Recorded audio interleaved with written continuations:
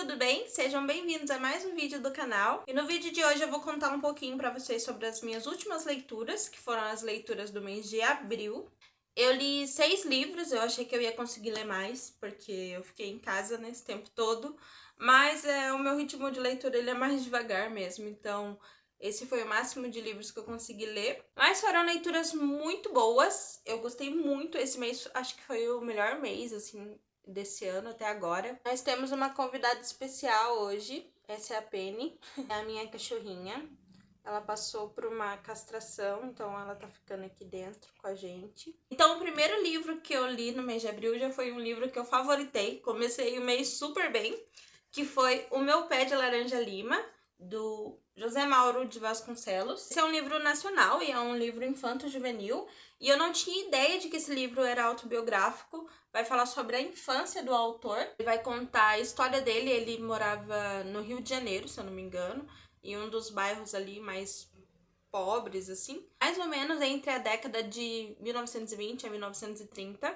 Então aqui a gente tem como personagem o Zezinho, que é o José Mauro de Vasconcelos, que é um menino, assim, terrível.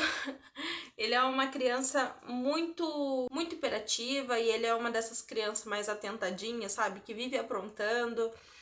Mas ele também é um menino muito esperto e um menino muito sensível. Ele tem uma sensibilidade à vida, sabe? Até mesmo uma maturidade na vida que muitos adultos não têm. Então tem alguns trechos assim muito bonitos aqui nesse livro, trechos do próprio Zezinho mesmo. Só que o Zezinho sofre muito na casa dele, por ele ser uma criança mais arteira e por as pessoas sempre dar mais valor, né?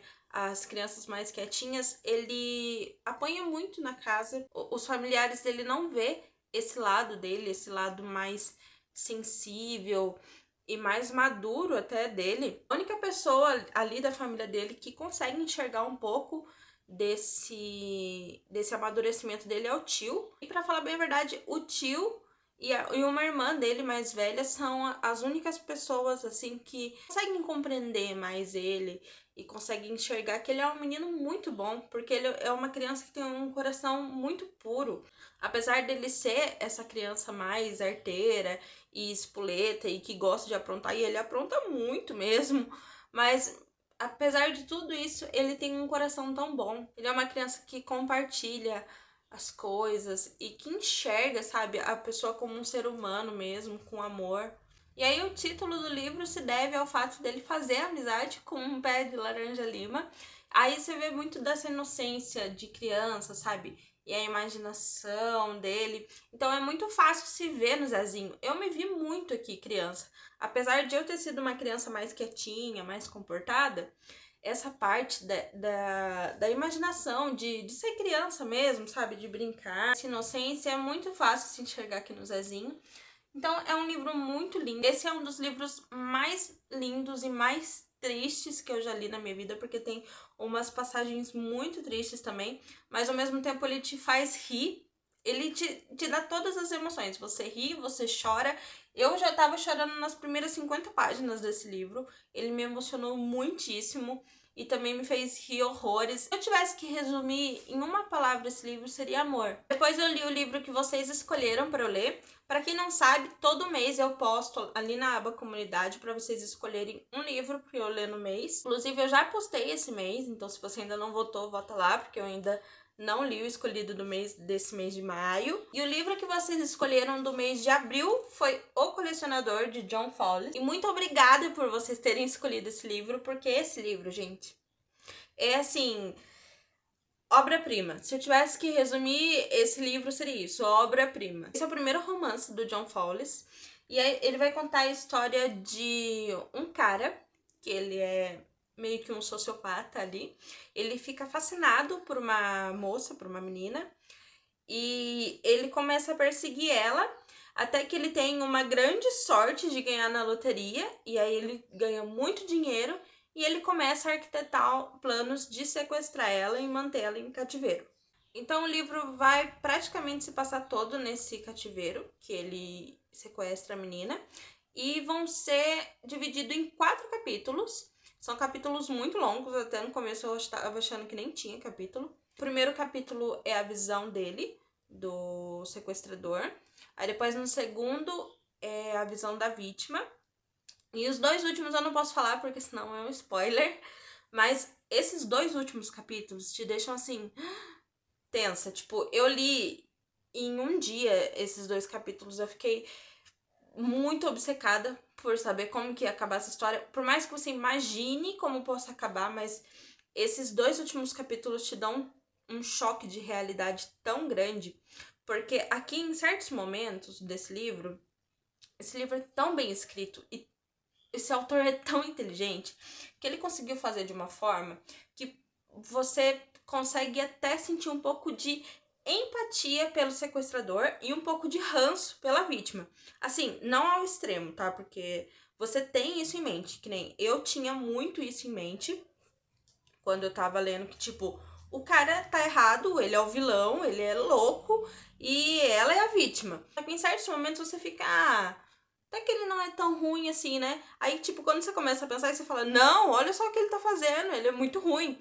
E eu tenho certeza que isso foi de propósito, que esse autor conseguiu fazer isso. Aí, nesses dois últimos capítulos, ele te dá um tapa na cara, assim, olha, que, ai, meu Deus do céu, me tirou o fôlego. Esse livro me tirou o fôlego. Pra vocês terem uma noção do quanto esse livro mexeu comigo, é que eu sou meio bundona mesmo. Mas no último capítulo eu cheguei a ficar com a pressão baixa. Literalmente abaixou a minha pressão, gente. Eu não sei, eu acho que eu tava tão envolvida na história. E aí também eu não conseguia não me colocar no lugar da vítima, que é a Miranda. Eu sou mulher, então é muito fácil me colocar nessa posição, entendeu? Então a todo momento eu ficava pensando, meu Deus, o que eu faria se isso tivesse acontecido comigo? Sabe? E aí eu começava a arquitetar planos, sabe? Tipo, eu ficava assim, não, eu acho que se ela fizer isso vai dar certo. Não, mas se ela fizer aquilo. E, de verdade, imagina o quanto deve ser horrível vivenciar isso. Você ser mantida ali, refém. Você não sabe o que vai acontecer com você. Por mais que tivesse esses momentos que você ficasse pensando assim, até que esse sequestrador não é tão ruim. Pra mim foi muito fácil me colocar no lugar dela e sentir empatia por ela, mesmo ela sendo bem chata às vezes. A gente não pode esquecer que ela é a vítima ali, entendeu? Ela pode ser a pior pessoa do mundo, mas ele tá fazendo uma coisa horrível, não ela. Aí depois, conforme você vai lendo, pelo menos comigo foi assim, eu comecei a odiar tanto esse cara, a odiar tanto, porque eu comecei a enxergar tudo, tudo que tinha de ruim nele, sabe? Toda a misoginia dele, e a hipocrisia dele e toda essa doença dele, sabe? E o que muito me dá nojo nessa história, e como me dá nojo em muitas outras histórias, assim, desse abuso de poder, sabe? Do homem achar que a mulher é um objeto, é realmente sobre isso, sabe? Ele achar que ela não tem vontade própria, ele não enxerga a pessoa, a mulher, como um ser humano, sabe? Simplesmente, ela não é um ser humano, ela é uma coisa que eu posso fazer o que eu quiser com ela. E se eu quiser que ela fique aqui, ela vai ficar. Ela não tem o direito de escolha, ela não pode ir embora, ela não pode fazer o que ela quer, porque eu sou o dono dela. Então, isso me deu muito, muito nojo. E, nossa, foi um livro, assim, que mexeu mesmo muito comigo.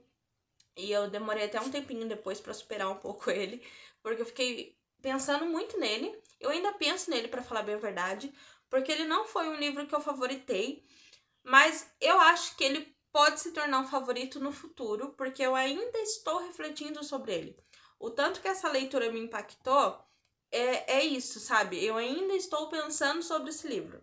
Então, depois de ter lido O Colecionador, que foi um livro que me arrebentou, assim, me arrebentou com a minha cabeça e me deixou assim.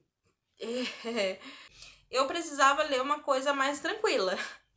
Então eu escolhi A Casa no Marcerulho. É um livro bem mais tranquilo e bem outra vibe, assim. Casa no Marcerulho foi um livro que foi muito hypado, né, o ano passado. Eu ainda acho que tá um pouco na hype, mas não tanto. Ele vai contar a história dessa casa que fica no Marcerulho, que é como se fosse um orfanato, mas não é bem um orfanato.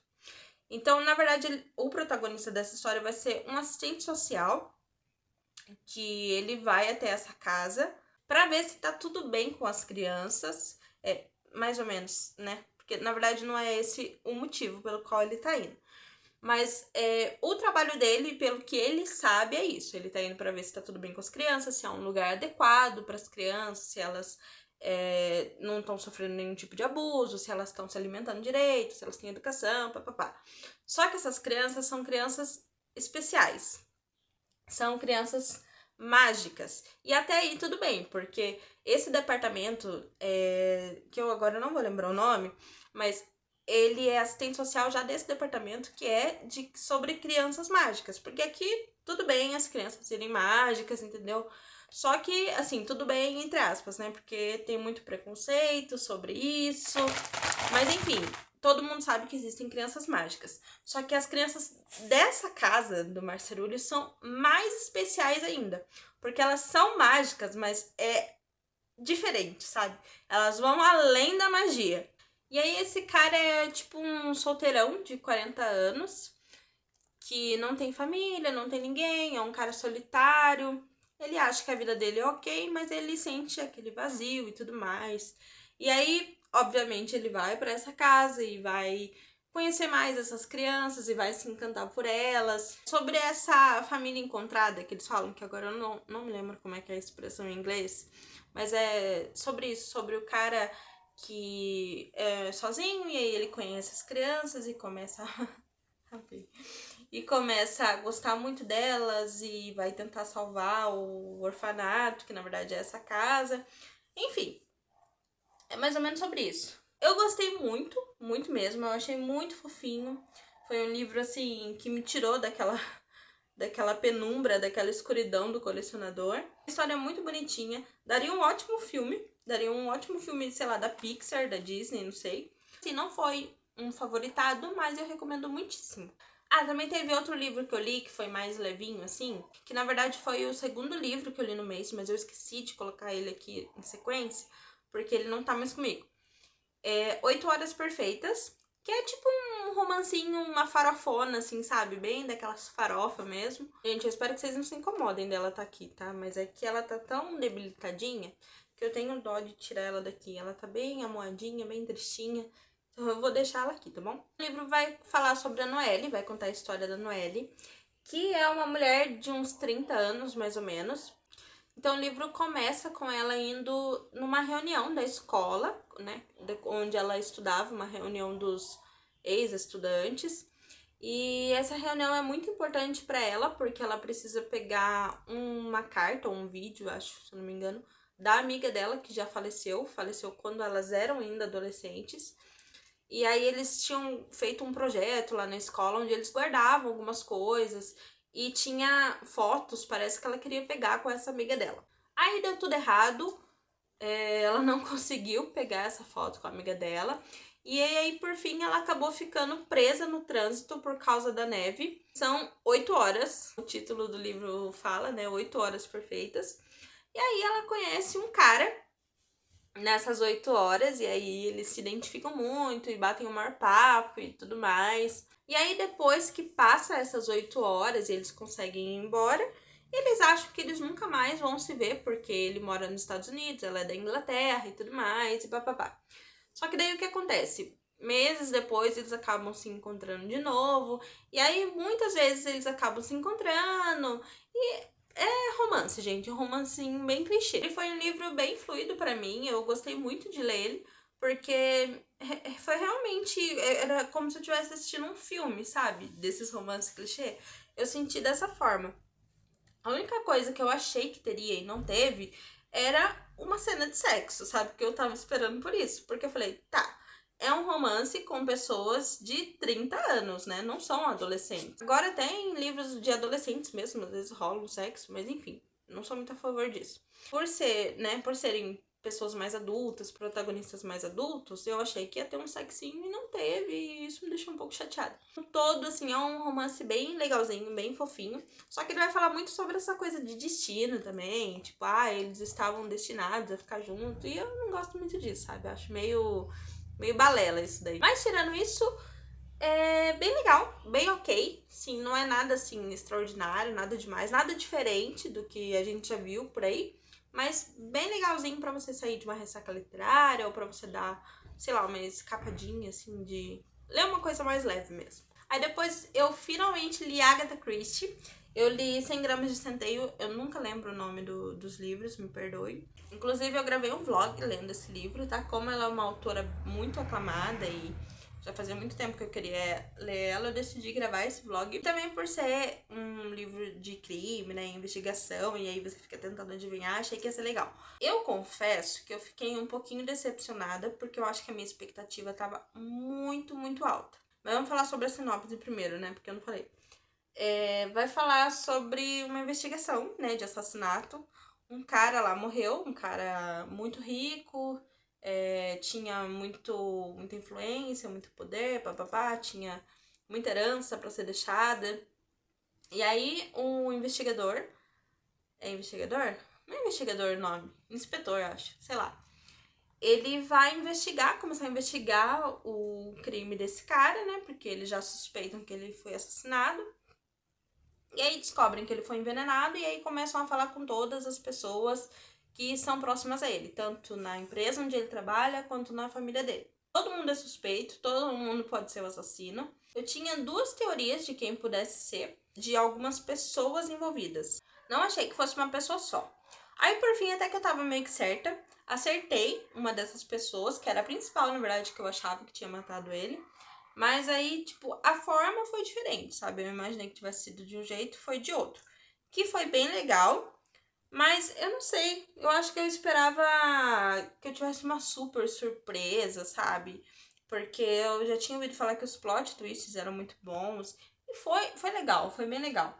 Mas também eu acho que esse daqui não é o melhor livro da autora, entendeu? Eu acho que ela tem muitos outros livros que são melhores, talvez sejam melhores. Porque esse daqui não é um dos mais conhecidos, enfim. Mas eu gostei, foi uma experiência legal. Eu tô gostando muito de ler sobre livros assim de crimes e thriller, né? Geralmente são livros que me deixam muito instigadas para saber o que vai acontecer e me deixam muito curiosa. Aí o último livro que eu li, que na verdade eu finalmente terminei esse livro, porque eu já tinha começado ele, eu acho que foi ou no comecinho desse ano ou no final do ano passado. E eu tinha empacado no meio dele. Foi Orgulho e Preconceito, da Jane Austen, que é um super clássico, né? E eu tinha ficado muito empacada nele por causa da escrita. Como é uma escrita mais antiga, ela não prende tanto, sabe? Não é muito fluida. A história eu já tinha gostado, eu achava a história muito boa. Todo mundo conhece a história, né, gente? Um Enemies to Lovers muito antigo, talvez o mais antigo, acho que não o mais antigo, mas o que deu a inspiração de Enemies to Lovers para muitos outros romances que vieram depois. E eu gostei muito, né, da história da Elizabeth, do Sr. Darcy, gostei bastante dele também. Tem uma tensão sexual muito boa nesse livro, apesar de não ter, assim, nem um beijinho, nem nada, porque é em outro tempo, né? Então, naquela época, eles tinham que casar e enfim, depois que vinha o beijo. Primeiro casa, depois o beijo. Mas, mesmo assim, tinha muita tensão sexual entre eles e tinha todo esse clima de flerte, sabe? E de ironia. É muito gostosinho, assim. O ambiente desse livro é muito gostosinho. Só tem algumas partes que são muito arrastadas e a escrita que é muito difícil. Também você pega muito ranço de muitos personagens aqui muito facilmente, porque muita gente tonta, muita gente vaidosa demais. Aliás, todo mundo aqui é vaidoso, tá, gente? Todo mundo, os protagonistas também. Talvez eles sejam até mais vaidosos. Eu acho que, na verdade, o nome desse livro devia ser Vaidade e Preconceito, não Orgulho e Preconceito. Apesar de que Orgulho também tem bastante. Todo mundo muito superficial, obviamente. E todo mundo parece que é um bando desocupado que não faz nada da vida. É um hino na casa do outro toda hora. Imagino o quanto esse livro foi revolucionário para a época, porque eu não acredito que tenha tido muitos livros iguais a esse naquela época. Então dá para entender o porquê que a Jane Austen é tão bem aclamada e foi muito aclamada, principalmente, né, antigamente. Só que foi muito difícil. Eu pensei muitas vezes em desistir da leitura, eu confesso. Bom, então é isso. Esse foi o vídeo de hoje. Eu espero que vocês tenham gostado. A gente vai ficando por aqui. Não esquece de se inscrever se não for inscrito. Deixa um like, deixa um comentário. Fala pra mim se vocês já leram esses livros. Conta pra mim também quais foram as leituras de vocês de abril. E um beijo e até o próximo vídeo. Dá tchau.